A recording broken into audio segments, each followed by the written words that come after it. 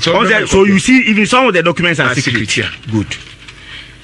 Just to back my claim of the 31st October approval for Kumasi Airport Phase 2. No, right. I have sent you the parliamentary hazard for 31st October 2016. Now NPP MPs people who spoke Papa Usu and Komamo Honorable Chairman Sabonsu just a Nipa Bebrebo MPP MPs were that day present and they spoke and they approved. Now per se Unsa and Pamuji Tuma and Usansungi apart from when Nanjadewa graphic online report was say Parliament approves contracts for Kumasi Tamale Airports in the date in saying November 1 2016. So it was approved 31st and it was reported on 1st November.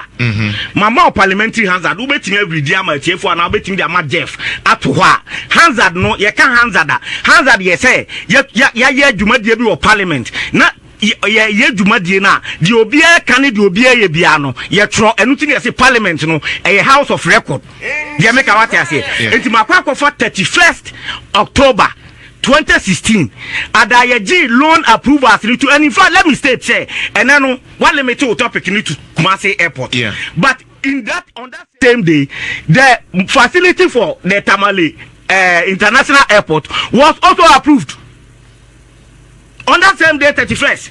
And in fact on the amount for Taiwan Trobi say Akufo-Addo na the biggest rail project. In the same document, we approved a facility of 398 million Exim loan. The year Tema Akosomo rail line. What Akufo-Addo was sought to do, and he said about the Tuaso to Impakadan. And me now hands at Wemu, and I can give you other supplementary evidence.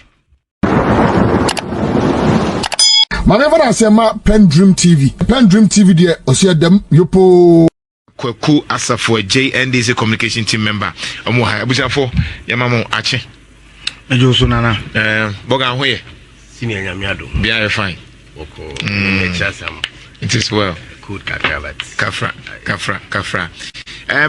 enkramen sa kan say atonso feya se kwan no so Kofijo baba so contractor na baso enti te said there omugusu ye santasia predie no na se be asemde mu wia na mu de colleague bosomtwe wode na se mu wie kra enti mahia ase mamunyai emmahe maka jo se nya ye kanti se ye nso a kanti mahu se na no pay Kofijo muguso make sure se leg bosomtwe kwan no o mabaso ti be bia side na enye papa no omugusu a omo ebaso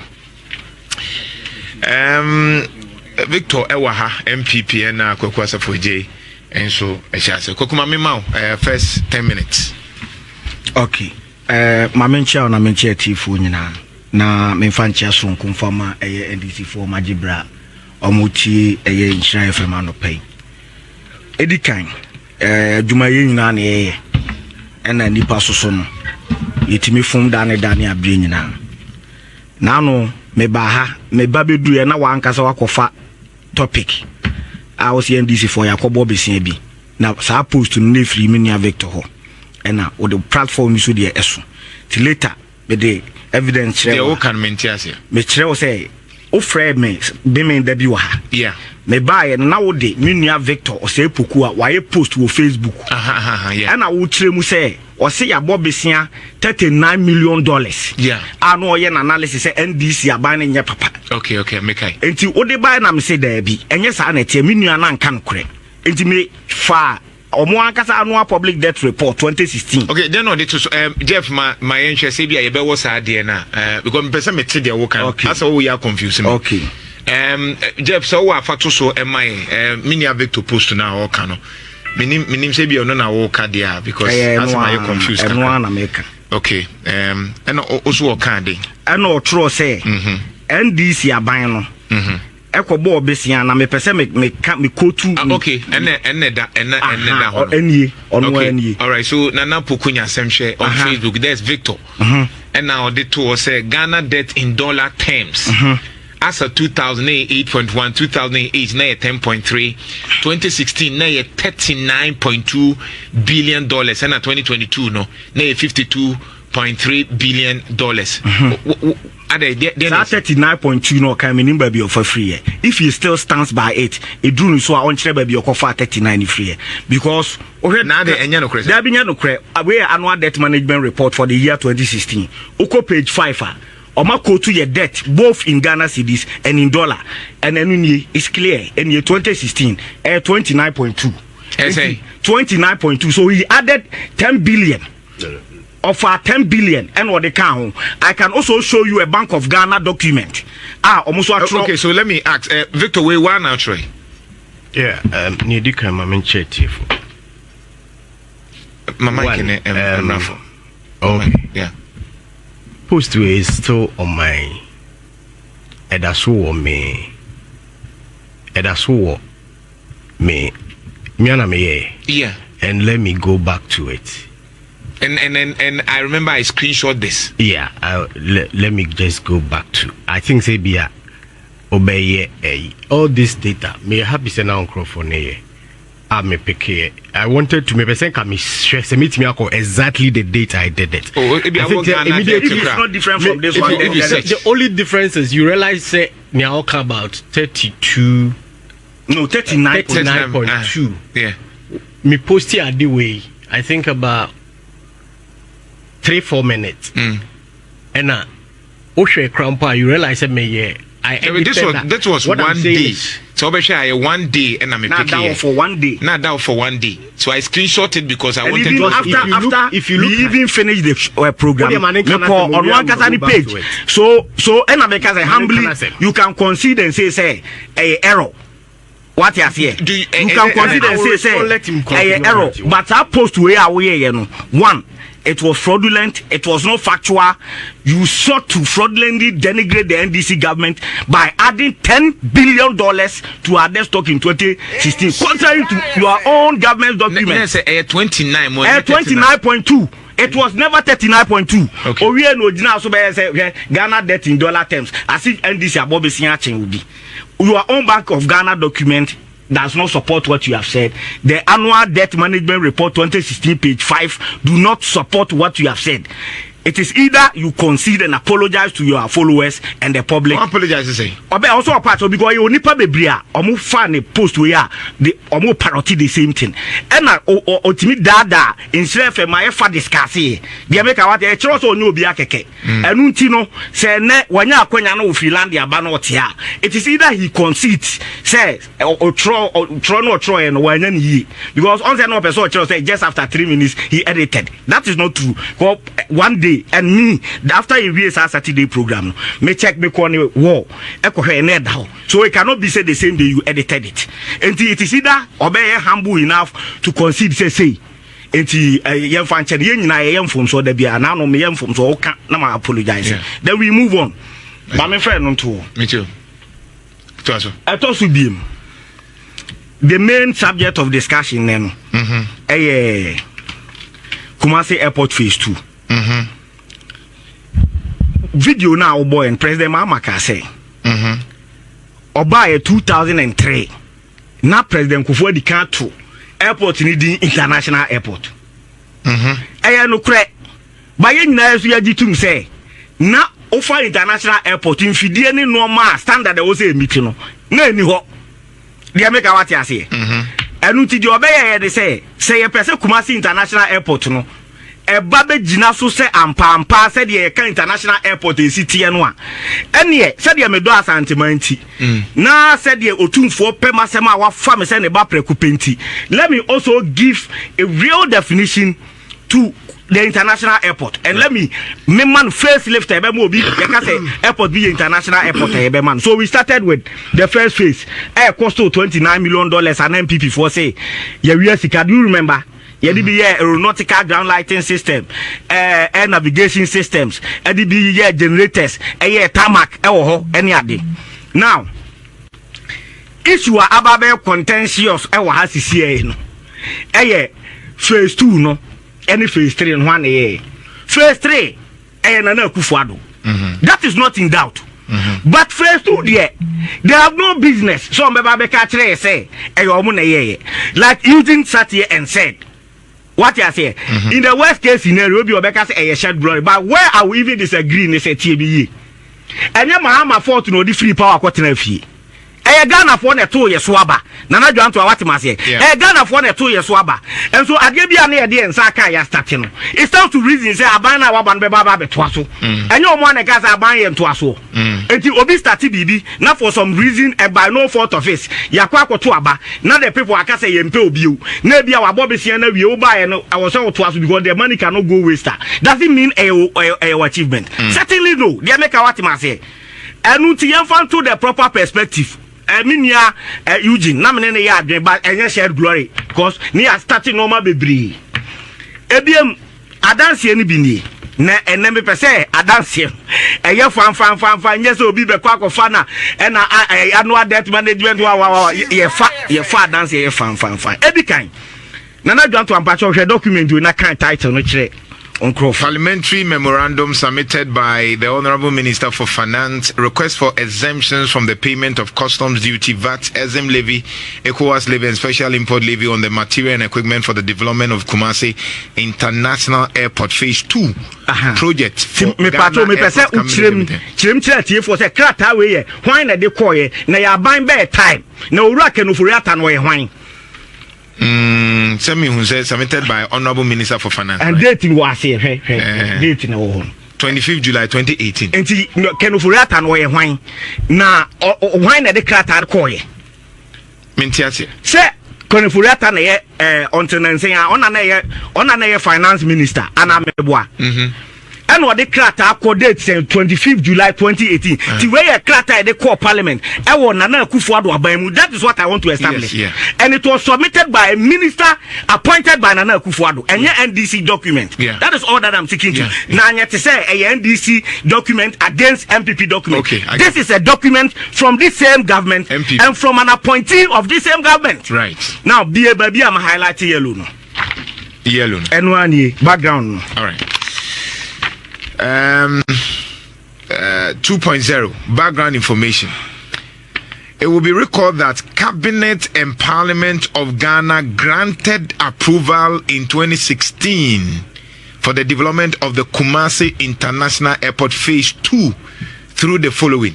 Nananti Boa Chief watching. Nes we a krata kenoforiata ekde koma Parliament. And all my background information kakre say we 2016 no cabinet John Mahama cabinet and the parliament granted approval for 2016 loan bia yede beye Kumasi International Airport Phase 2. Okay, Kaya. Afi what ma say? Yeah. Mame sam bie krata we mu approvals na hwade. We try a commercial agreement no. On say o mo ankasa na dia hyem no. Commercial agreement we betimi ahwe date. Okay, so 2016 dey nini. All right, 3rd November 2016. Okay, no the shame. Biesa me ba mama say if you be try confidential secret documents I will show you. Yeah. And I will so another one. We see another one. 2016 October. Okay. All under John Mahama. Okay. We 65 million euros na ankasa na yede phase 2 no. Yeah. 31st October 2016. Right. Good. And you have some of we so 24th October 2016 executive approval for the development of so Yeah. Okay. Good. So you see even some of the documents are secret. Yeah. Good. Just to back my claim of the 31st October approval for Kumasi Airport Phase 2 no. Right. I have sent you the parliamentary hazard for 31st October 2016. Ana MPP MPs people who spoke papa usu ankomamo honorable chairman sabonsu just say nipa bebrebo MPP MPs were that day present and they spoke and they approved now person who say ampa omuji tuma enu sansunye apart from we nyina nhade wa graphic online report was say parliament approves contract for Kumasi Tamale Airport and the date in saying November 1 2016. So it was approved 31st and it was reported on 1st November. Mama parliamentary hazard ubetimi redia ma tiefo na ubetimi dia ma Jeff atoha hazard no ye kan hazard ye say ya dwumadie bi wo parliament na ye dwumadie na di obi e kan di obi ye bia no ye tro enuti ne say parliament no a house of record dia make what I say enti makwa for 31st October 2016 Adjei loan approvals to, and in fact let me state say and then one limit to topic need to Kumasi airport, but on that same day the facility for the Tamale international airport was also approved on that same day 31st, and in fact on the amount for time to be say Akufo-Addo na the biggest rail project. In the same document, we approved a facility of 398 million exim loan. The year Tema Akosomo rail line. What Akufo-Addo has sought to do, and he said, "Wababe tuaso to Impakadan." And Nini now hands at Wemu, and I can give you other supplementary evidence. Minim say Jeff Abedru wa be pesa omode to so that I can move to other areas. What you say? And everybody can download the hands that ade obi abetimi download it. Enti say metimi read it free me ha. Na so be ma be I wanted you to authenticate it. Where the kind we bibia.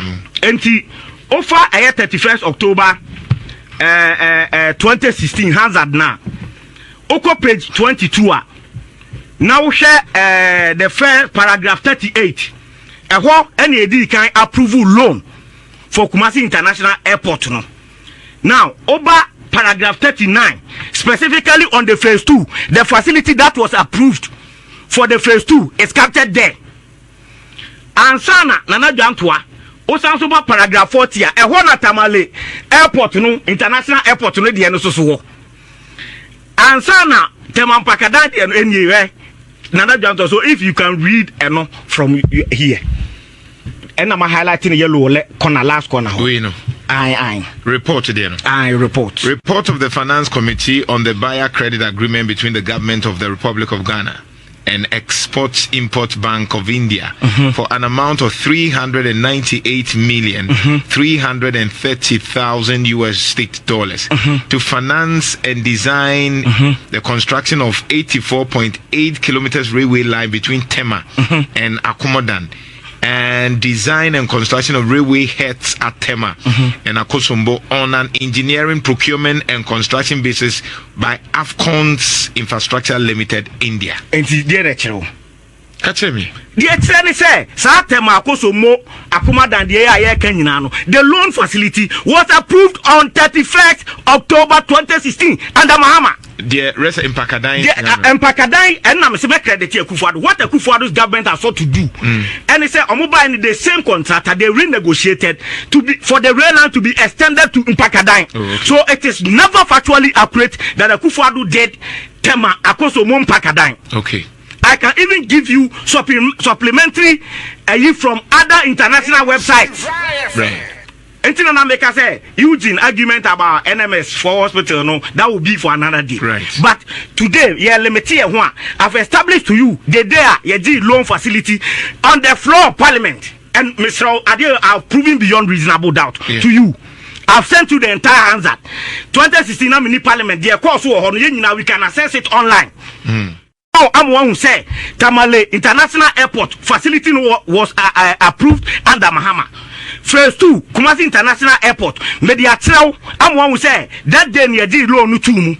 It was subsequently published by Graphic Online. Media Commission in Nukrano. I am in Besemeka because I want NPP before the say your commission and BBN. And you see, let me tell you something. They run a certain propaganda. Now Kwakuba Kuna Yesadi anymore. So there were some condition precedents and some condition subsequents which were supposed to have been met. Yemiti mu trepe and draw down. So what with you? Say me no agree on the loan now what there too. That conditions will not me for feeling no. And not make a say it was no fault of us because year 2 about 2016 we lost. Yeah. Entina ye pese mahama kwese say na busuafo na emehwe say other conditions no say be ya miti ana say dey be you bet me access sika na. So if you come and continue to maybe fulfill the other conditions, say dey be you bet me be project, does it make it yours? Does it make it yours? Enunti masa mama o krata number 1 owura kenoforiata ona ye oman yi foto sanfo hwe sika so okọ parliament no enu no no akotro say it will be recorded that cabinet and the parliament of Ghana under Mahama in 2016 approved for the development of Kumasi International Airport phase 2, and this document is limited to the phase 2 where you abla no pay waivers on the facility.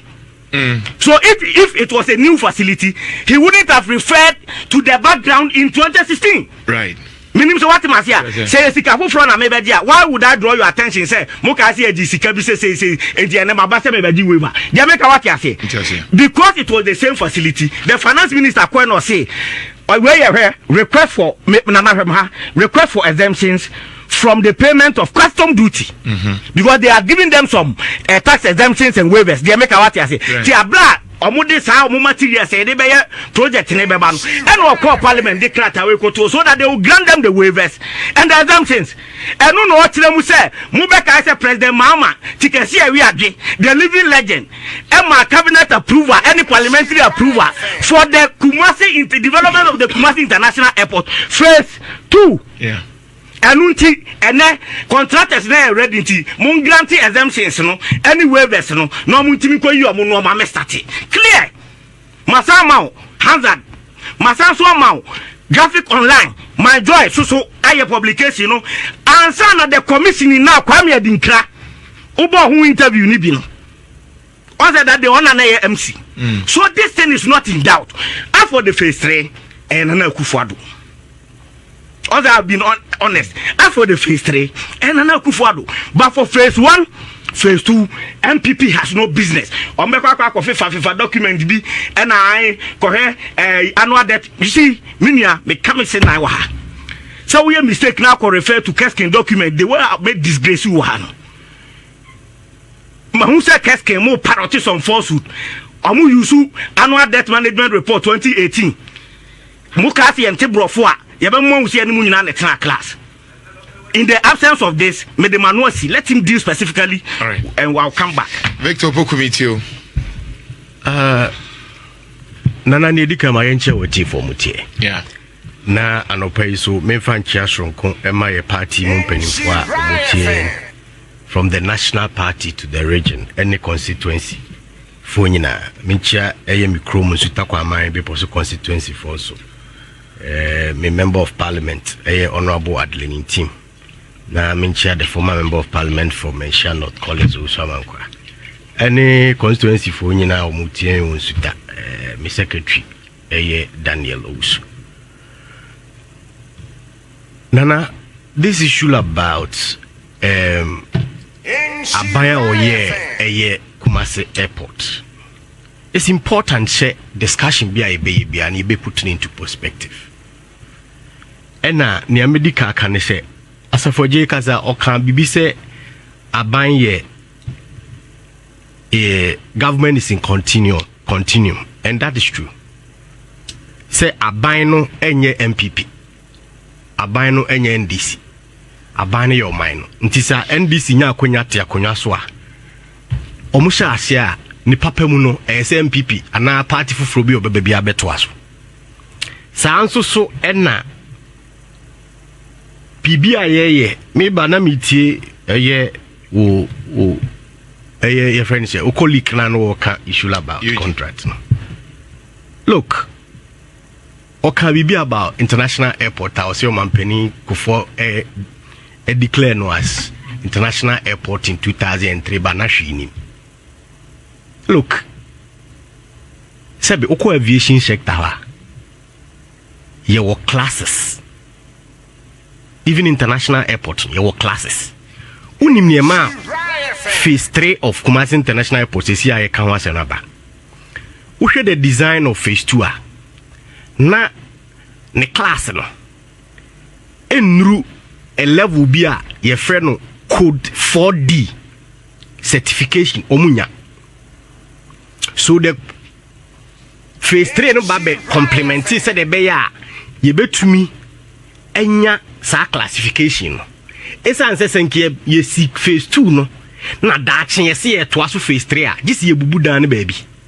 Gisi ye two roof ni baby ni extension to all those things. And like you are saying, there are enough, the master plan, the whole master plan, any some of the your friend say projects no studies in no. There are some of them, a couple of them are Sebi yenya Adjei I go through a binum ewa hase. Na unim. Me metra na me nka say President Mahama. Come again? You mentioned something that code 4D. 4 as in 4 letter 4. See, or my book code 4D means I will provide the document to you, don't worry. Okay. So Osha, this is one of the feasibility studies and implementation of Kumasi International Airport. This is an official document. Now let me read to you and I know about the code. This is the code. So he says me read one the current scope of work for phase 2, although it achieves international status upgrade, does not achieve a full code 4D certification of international airports as required due to current ICAO non-compliant locations of the control tower and fire station buildings. In order to achieve the standard required and within the timelines of the existing contract, we are proposing that the contractor be immediately engaged to commence phase 3 of the project, which combined the phase 2 scope will capture the full standards required of a code 4D international airport. This will ensure that upon completion of the works, Kumasi International Airport can fully operationalized to be a code 4D international airport standard, capable of accommodating medium range narrow body aircraft. And say in Adjei kind document it will go on to tell you even how the scopes are. The implementation you know what. Yeah. So there may be some can say aban bia ebe basu bia no enye sebe ye politics ye wo krum ha. Ena really sorry. Me demu sa obi na nipa wo da wo ho hyehye wo nom ne ade. Na ye kasa aban dum so no de obi anim sa ye dey aba. Yeah. What you say? Inti for timetable bra Asafo coastal for man no kra na e kan. E na say aban fa coastal mra. On say napoye obi a opa ko back to the history. If we say napo be minister. Asem bia ni ho aba ye de mic akosi napo ani ma won kasa 5 minutes wa bra won to bomb da. Opa when a record right from the education ministry. Mami di kama Jimmy match. Jantwa. Ye nua nyamiadom. Where? No education ministry no. Oko Kesben. Ena teacher for your agitations enom ni ade say education minister ni demands bi omfi enti no wanya omo be call strike cause omo kra omo pa omo call strike na omo kra omo nim hwehwe ni omo trim na Ghana obi a wabon ne di teacher na Janto azo kai sa na asem no okay ozo obi ani ho a wako school a wapass pa obekwa akoye teacher enti Ghana teacher fo nyina kra ya bonfo nto no de omfi omo eno nkoda education ministry wa na schools bi sorry yes omuni toilet na toilet na omuni no ha adwene ene ye de koto education minister ni education minister say enkwala no so omuni toilet a no de onfa ho na omopa omonyangu rubber bag mu na omontwene doctor muawo wo hye enkwala kutu pase sebi omobeko dua so a omo nyengu ade nchenti mempese mema amanfo anu mato eno nso nkoda na nado ba Kumasi a wo be commission eye swami interchange awe ni sin na pose Kumasi journalists wo nyina mo ye corrupt mo ya kromfo ya bomo pa makọ gigi sika na mo pese mo ye dey mugu aban no animu ase ebi wa education ministry no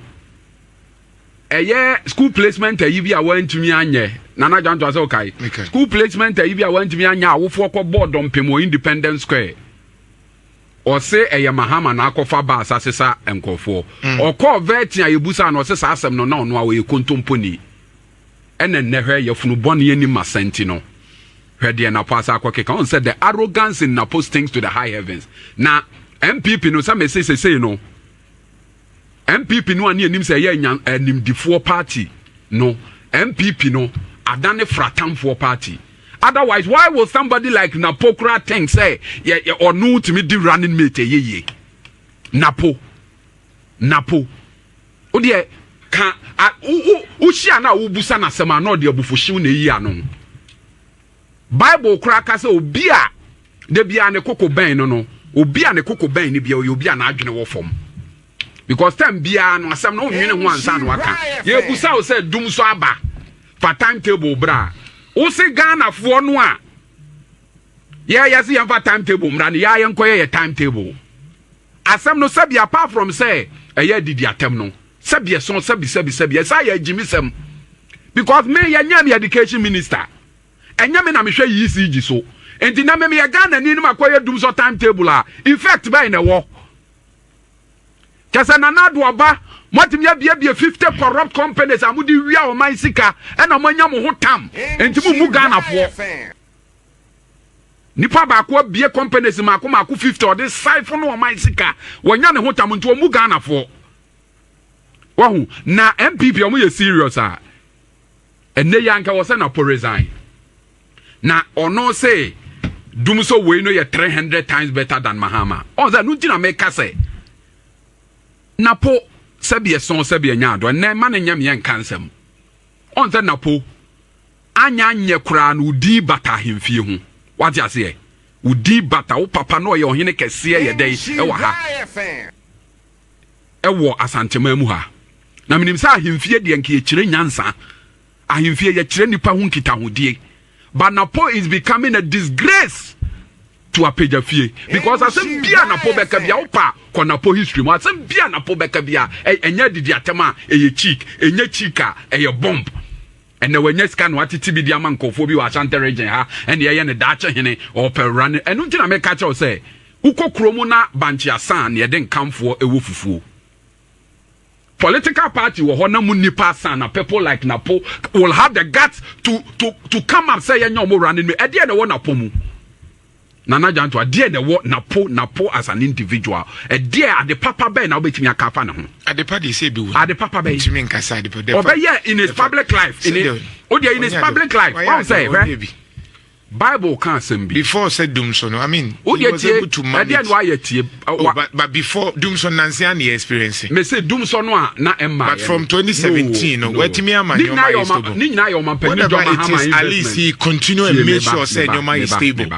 and you catch your man papa the entire 7 years na doom so man na your man penny mahama investment or doom so ba Ashanti region ye say e pese so anu enya Mary ni akofa ba nyina hini Mary why na de buy to mahama na de buy omo ankasa asem omo ka omo se de ntia dum so we wo ho eye tu abo ama ye gas no mo ye maintenance tu abo nyan dis na ye so na asem o ka ye say omo no kra ye 300 times better than Mahama na nya no kra what you say on say wo ye pani ade ba ko a e wo se wo hwe ni ye eye o kasa Bible kra ka Bible wo kom me ye kra mo ni ba me kai Bible pa Bible kan wo ba bi o say nyano brew Inyano breo ekenyan abodwo na nyano den de esankan abufuo uye minister ye de ade abetua wa no ye ne top petrol ma wo Napo ade bia wanya no wo Napo ya hu ana Napo ya hu kofo time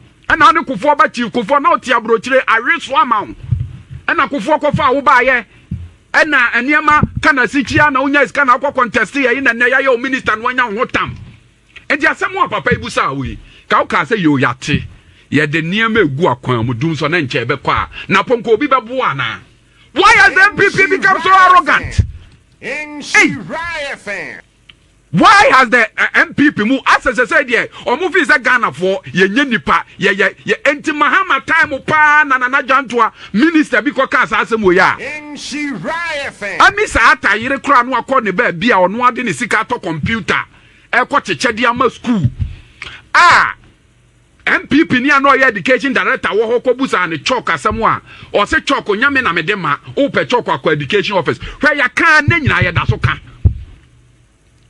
and never the napoye where the minister ye obia eslo wuso asem na obekọ akoka no otuchi kamau Ashanti regional minister no so the nam touch line some people for anhwe yia nana Jantoa and niema no omoye ne so mama politician ye nyina ye ni animonyam o we a politician and sometimes you drew baby ni e bo politician dia na we do it tete what you say wako baby ye busa wasem say na dumso no dabe na no be brase oh ye guso aye ye nhyehyeye mo say ye the American craba eye anyina hini enche life situation no ebegina hwe oba wo kire ye ana na duane aye dey asai nana Jantoa senka timetable aba onim say sa abre we mi nya light enti wonya duane nhye fridge mu and this nipa we ye nana po asem we ya wo kan ya wo so no anko any timetable no otia wo pese okofa aduro num no wu ana na me enya me nwanwa na nado amamuo na ya amamuo asusu dua bia na ho na nado no ankasa no ono ye bomb no onam de na po ye no osua firi na nado ne Dr. Baumia ho o kai say na nado kwa aflawa wa wo say panyini ye sitrenya fronso nyedai enye na nado no a woda MPP aba wo ne Dr. Baumia na ankasa omo ye bomb wa kwa aflawo ohini bi si ye de o mansi kasi school na school no mesira wo be ye mamia wo se hwe me de minister bia obe wa wo pa akojije usika na fakoye o mampanyini pa ensi ofa amanfo wo voter region ukoya wo se mekra mo nto aba mame ya abato kranche anka menye dai me maha uba kwa abre is for say ya ne to aba dodo ne ma wa ma ye kwan a ye nto aba wo se han me de nyame na me so mo nsa de to aba enti no upa akotoma NDC me de enye dai emfa me ho wahu na se say akoto wi an be wi yi wan na be je no yonko tata na Dr. Baumia nso de atro enam touch line GR4 wakoka se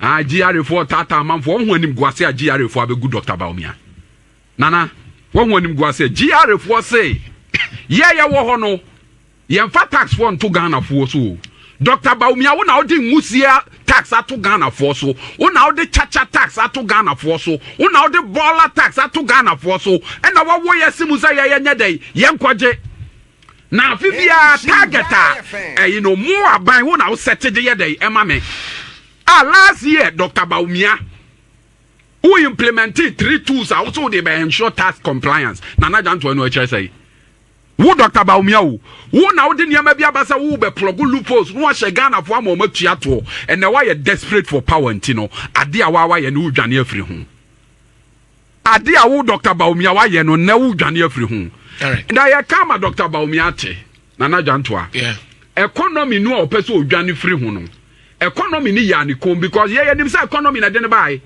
unim say oye restoring the value of the city lecture was Central University no enra na 10 years sir enra no 25th March 2013 no now $1 I think no new 4 cities enra 10 years down the line Dr. Baumia 3 cities enra 10 years down the line Dr. Baumia be di ade almost 8 years unim baby akodu ne dollar 13 cities 70 pesos enti under Mahama na wo pe $10,000 akofa niema eye be 380 million no and na wo pe $10,000 no under Baumia na also be restore the value of the cedi no a eye 1.370 billion na wo say digitization na Jantoa de Dr. Baumia ye ne kama na te say protocol ye wo ho ye ni striker wo shego na wo striker bi ujina wo ba bi na wo se wo de wo no ball no ni mbo ye ko fa wo ba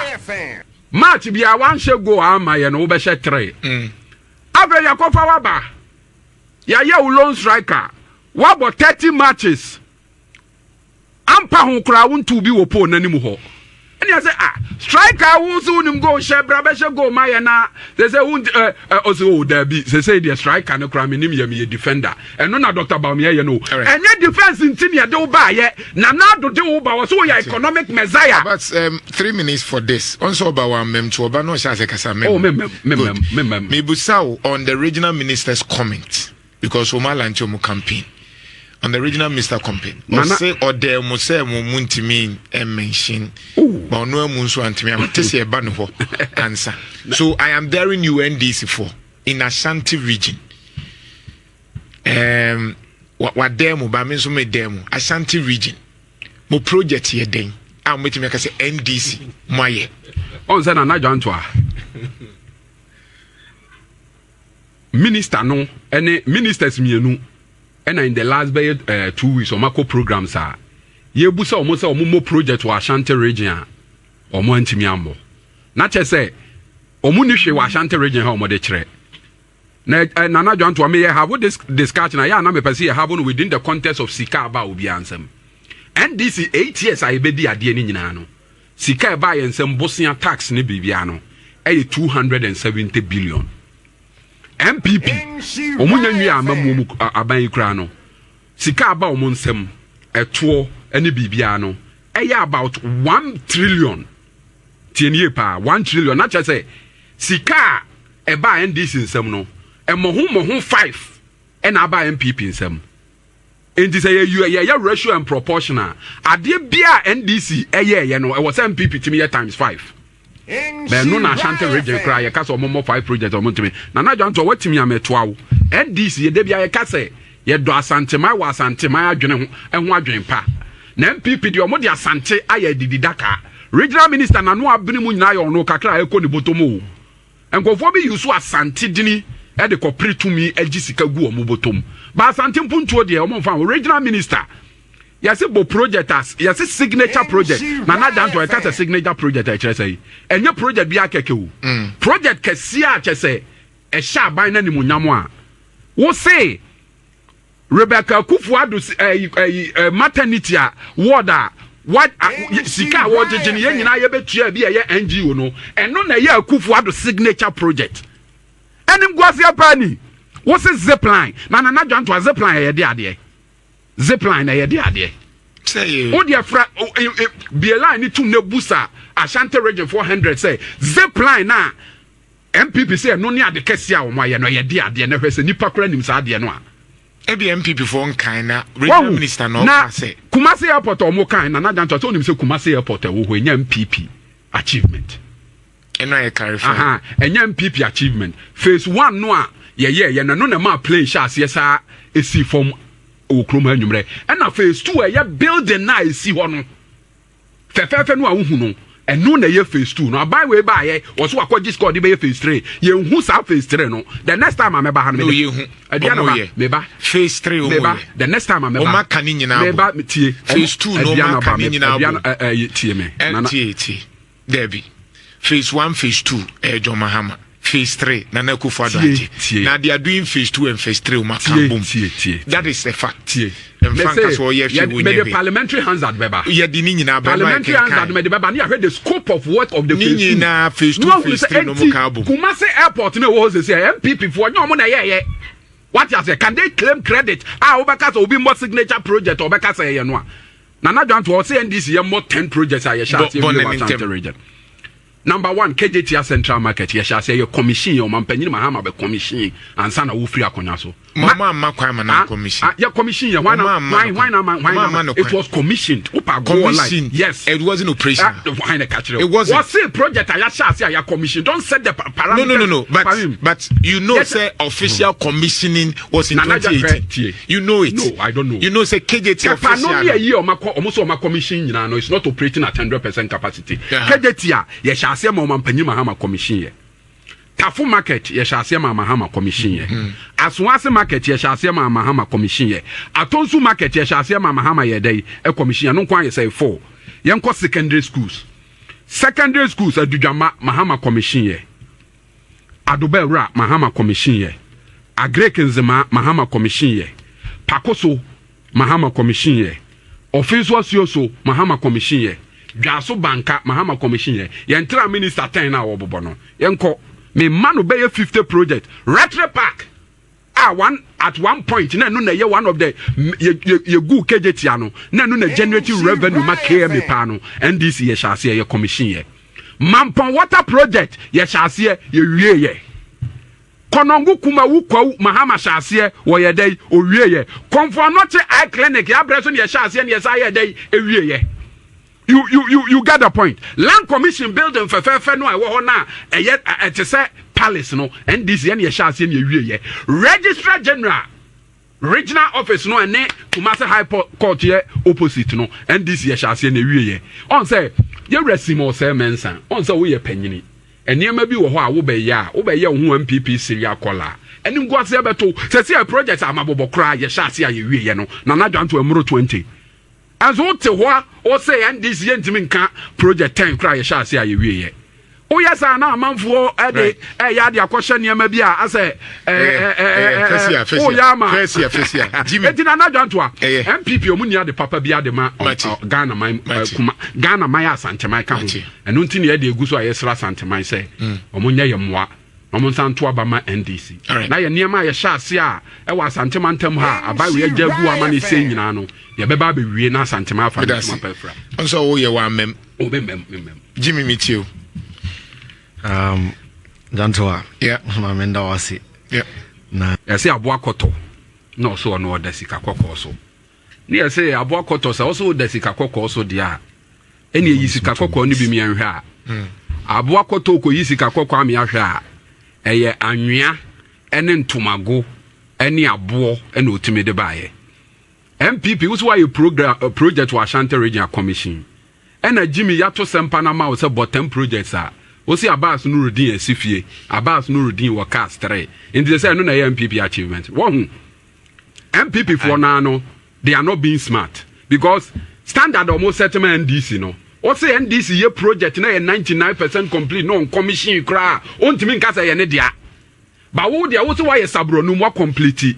Ba won commission and dia dia. You see the warped logic. We started it. You see the warped logic. Na banana Adjei mo make mistake be say. Kofo share Eurojet project no kofo kate sword wa he kofo kate sword kireme utimi kireme ba bia kofo kate sword but we know that so in terms of the phases in the project management kofo had a key. Don't let us go there. We know. Oh yes sir. No, it's not about you are being hypocritical. No problem. Call me a hypocrite. Yes. But we know that the Eurojet project in terms of the project phases it was yet to be implemented. Oh, allow me to yeah. Kumasi airport for isu ewo ho no. Yeah. Mahama kwaji sika no ma parliament approve ye. Yeah. Obekate sword. O invite otumfo antimi anko. E no ma tepa hini ko si na nan. Yeah. Enti NDC NPP by na phase 2 na shase a contractor wo ye adwuma no na ene ya oguso ye adwuma. E no mo so onya mo ye hwehwemu. 6 months down the line. E no ma mpanyina Kufuado. Esa beka say contractor kro na nya adwuma no contractor na Mahama de man no sika na Mahama di jai na yemfa nya adwuma but say dey your no project eno no say your mo na aye obi anka say your mo na aye that what mo na aye phase 2 no I'm saying that but phase 2 I have established no you see you are putting words. Let's clarify. Eno aye ka asem wa phase 1 phase 2 by John Mahama we know. Good. Phase 3 by Nana Kufuado.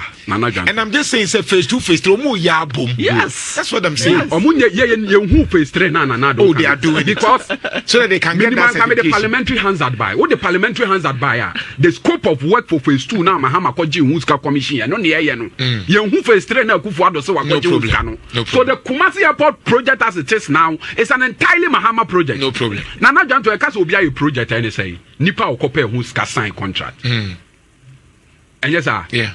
Because Buidam and Yakufo na conceptualize na won chroma development plan mu. Liman crab feasibility studies. But Kufoko pace can turn na Nana Janto uko Eurojet projects are. Uko Eurojet omo website a Genekan me pese wa can Eurojet website 9 hospitals will be completed on schedule. Eurojet project, and that was 2014. Eurojet, the Invest SA multinational company involved in the construction of the number of health facilities in the country, has assured the government and people of Ghana of their commitment to complete the contract on schedule despite the few challenges. The company was awarded the contract in 2010. The company was awarded the contract when? But you see, I have you said see the hypocrisy American. No. I know of this. You see the hypocrisy. This is Eurojet website. No, the issue. Nana Jantua, information ben awarded kasa. Please. This is Eurojet website. Please. The reason why Eurojet was saying. Nana Jantua, why are you? No, Abbas. The Eurojet project, everything was started, initiated by Kufuor. Thank you. In project management, there are 5 phases. The initiation stage, the planning stage, the monitoring and evaluation stage. Okay. We have the closing stage. All these things are stages. Okay. So by parity of reasoning, National Health Insurance and this in a chart here.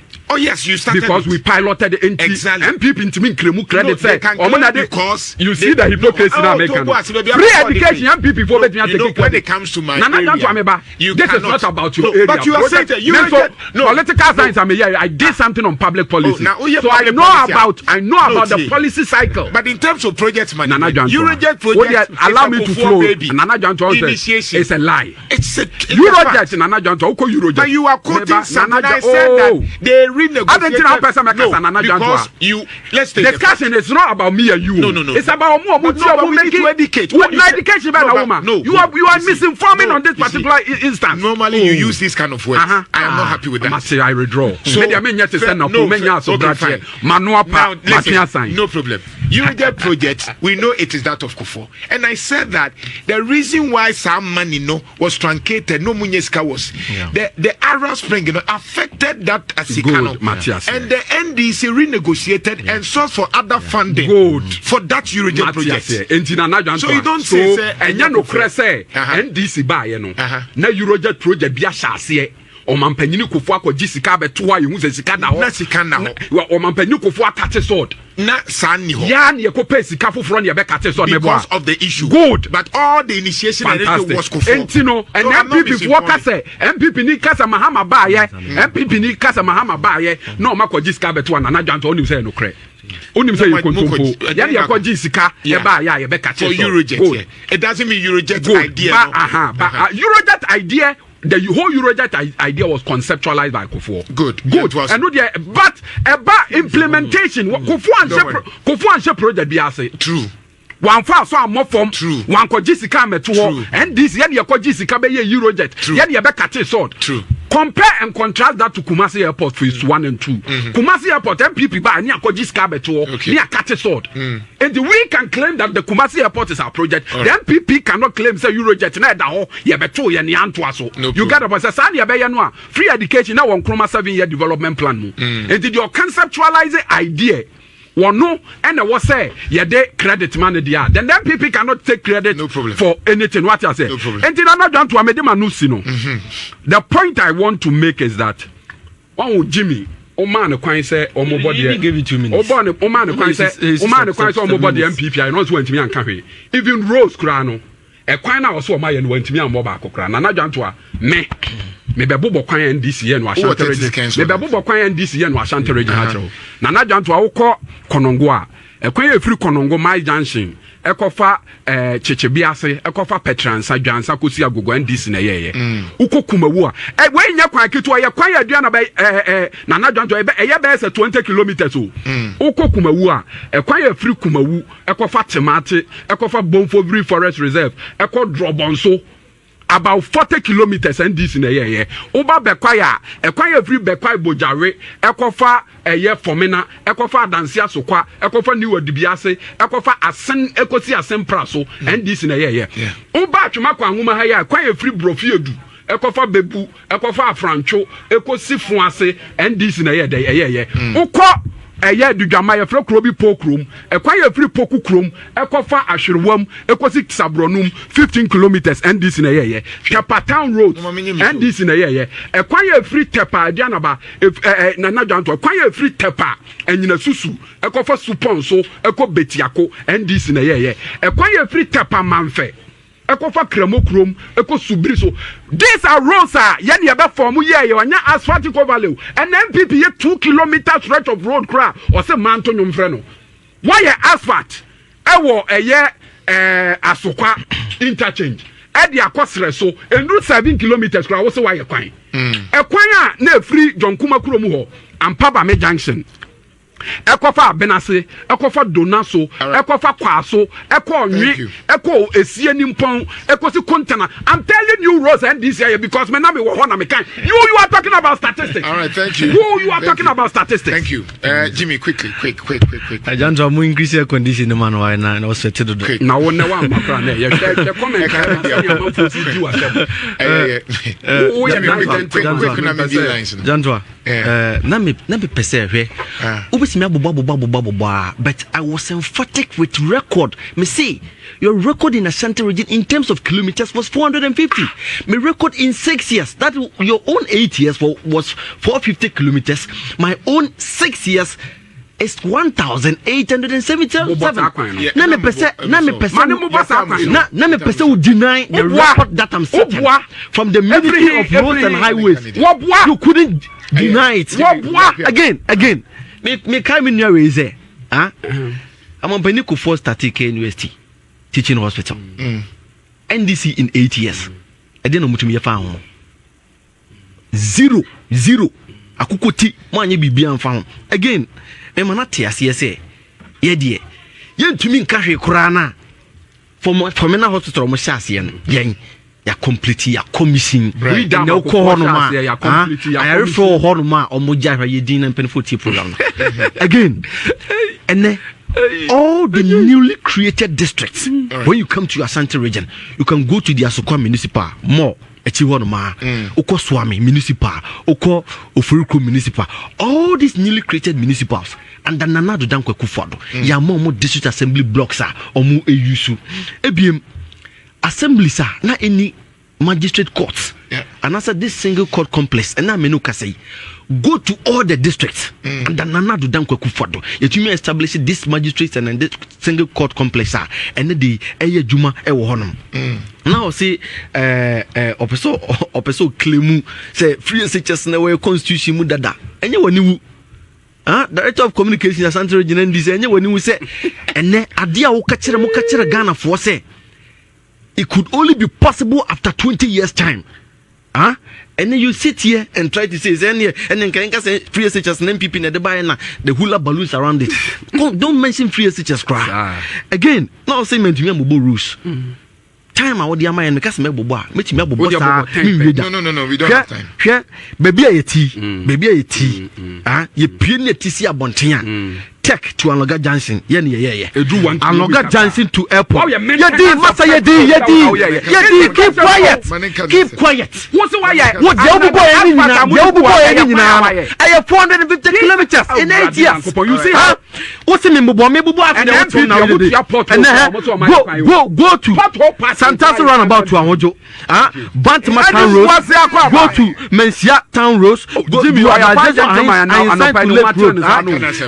to to Daban, Dua Road, Amakum to Asukwa Road, Tapo Town Road, Pankwano to Breman, Crow from Town Road, Mosizongo, Mampon Inner Road, Mampon to Kofiase, and Suta to people. So if you just all these places gonna go, Sarus we are in now. Yes, see, Opa Fatep, Neko Jino Nesusu, I 1,877 kilometers. Right. The Utina how we did the Opaya in a 450. A 450.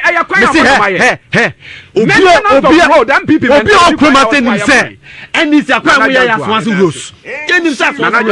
Jimmy, I have Swansu Rose now. And the other gun of 1 year Santaman Nasi. You know your record. And I post one small. I have 450 kilometers. If you like deny Tap said Munyamo of air. Yanko Samuina. You be fufu. You can deny. You be fufu. You can deny. In 8 years, the level of kilometers. So give me. So give me the I want. Me help you. Say me that's it. Me that's it. Who your lawyer? Tap send. More of air. More of air. Tap send. Tap send na daroma. We are ye kenyina no abrochi o nyina hieska. We discuss bro ma o mejai. Enti tap send you go so abrochi for mon download tap send na mon send sika. Emre ye pa because na papa. Tap send papa. And no download tap send sika bre yen. My never say ma PENDREAM TV. PENDREAM TV there, osia dem yopo.